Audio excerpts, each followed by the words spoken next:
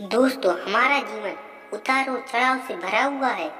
जीवन में परिश्रम तो हर कोई करता है, लेकिन सफलता जरूरी नहीं कि हर एक व्यक्ति को मिल जाए। कुछ लोग निरंतर परिश्रम करते हैं, लेकिन जब उन्हें असफलता मिलने लगती है तो वह स्वयं पर विश्वास करना छोड़ देते हैं और फिर उन्हें लगने लगता है कि अब तो उनके जीवन का कोई महत्व नहीं। दुनिया में कई ऐसे लोग हैं जो असफलता प्राप्त करने के बाद हार मान जाते हैं, जीवन में आने वाली तनिक क्षणों की मुश्किलों से घबरा जाते हैं। ऐसे समय में व्यक्ति को प्रेरणादायी कहानी की जरूरत पड़ती है, क्योंकि ऐसी कहानियाँ लोगों में आत्मविश्वास जगाती है और बताती है कि जीवन में सफलता प्राप्त करना आसान नहीं, लेकिन जो व्यक्ति स्वयं पर विश्वास रखता है, लगातार मेहनत करता है, धैर्य रखता है, एक दिन निश्चित ही वह सफल होता है। दुनिया भर में कई सारी प्रेरणादायक कहानियाँ मौजूद हैं जिससे आप प्रेरणा कर पा सकते हैं। ऐसी ही एक प्रेरणादायक कहानी है जिसे पढ़कर आपको स्वयं पर विश्वास होने लगेगा। एक बार एक व्यक्ति जीवन में अपनी असफलताओं से निराश होकर चुपचाप बैठा हुआ था। उसकी निराशा देख भगवान स्वयं उसके पास प्रकट हुए। उस व्यक्ति ने भगवान से पूछा, मैंने अपने जीवन में बहुत कड़ी मेहनत की, लेकिन आप मुझे तब तक असफलता नहीं मिली। मैं लगातार असफलता प्राप्त करते जा रहा हूँ। जब तक आप बताइए कि मेरे जीवन की क्या कीमत है। इस पर भगवान मुस्कुराए और मुस्कुराते हुए एक लाल चमकदार छोटा सा पत्थर थमा दिया।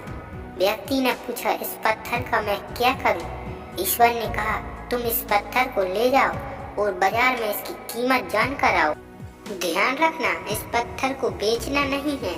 ईश्वर के कहे अनुसार वह व्यक्ति उस लाल चमकदार पत्थर को लेकर बाजार में उसकी कीमत ज्ञात करने निकल पड़ता है।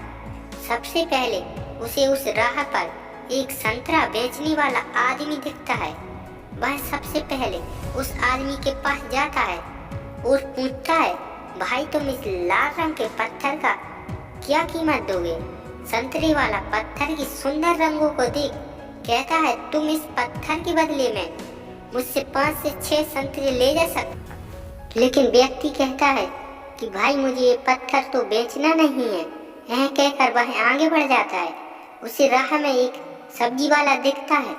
उस सब्जी वाले से पूछता है कि भाई तुम इस लाल रंग के पत्थर को कितने में खरीदोगे?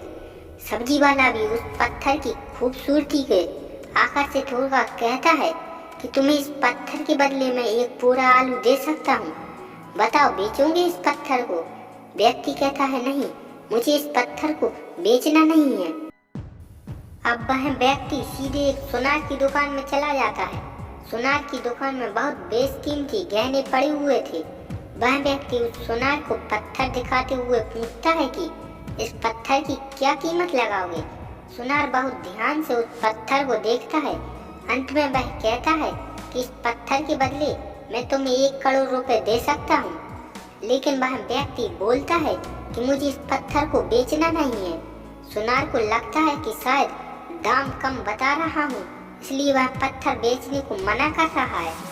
इसलिए सुनार पत्थर की कीमत बढ़ाकर 2 करोड़ कर देता है। लेकिन वह व्यक्ति तब भी यही कहता है कि मैं इस पत्थर को तो बेच ही नहीं सकता। सुनार की दुकान से निकलकर वह व्यक्ति अब हीरे की दुकान में घुसता है, जहाँ पर बहुत बेशकीमती रत्न जड़े हुए थे। अब वह व्यक्ति सीधे हीरे की दुकान में जाकर पत्थर को दिखाते हुए इसकी कीमत पूछता है। हीरे का व्यापारी लगभग 10 मिनट तक पत्थर को बहुत ही बारीकता से जांच करता है और अंत में वह एक मलमल के कपड़े पर उस पत्थर को रखकर उसके सामने सिर टेक लेता है और पूछता है कि इसकी कीमत कितनी है। तब वह व्यापारी कहता है कि अरे भाई, तुम्हें यह कहाँ से मिला? यह तो दुनिया की अनमोल रत्न है, जिसे तो दुनिया की पूरी दौलत लगा दो तब भी वह खरीदा नहीं जा सकता। वह सुन व्यक्ति बहुत ही अचंभित हो गया और वह सीधे ईश्वर के पास आता है और सारी घटना भगवान को बताता है। उसके बाद पूछता है कि ईश्वर, आप तो बताइए कि मेरे जीवन की कीमत क्या है। तब ईश्वर कहते हैं कि संतरे वाले, सब्जी वाले, सोनार वाले और हीरे वाले सभी ने तो तुम्हें तुम्हारी जीवन की कीमत बता दी। व्यक्ति कहता है कि मैं कुछ समझा नहीं। तब ईश्वर उसे विस्तार पूर्वक समझाते हुए कहते हैं कि किसी के लिए तुम पत्थर के टुकड़े के समान हो तो किसी के लिए अनमोल रत्न। जिस तरह सबने अपनी अपनी अलग अलग जानकारी के हिसाब से इस पत्थर की कीमत बताई, लेकिन उस हीरे के व्यापारी ने इस पत्थर की असली पहचान कर ली। ठीक उसी तरह इस दुनिया में तुम कई लोगों के लिए एक मासूम इंसान हो। भले ही तुम कितना भी हुनर क्यों ना हो, लेकिन वक्त के साथ यह हुनर जरूर निखर कर आता है। तुम्हें बस परिश्रम और धैर्य की जरूरत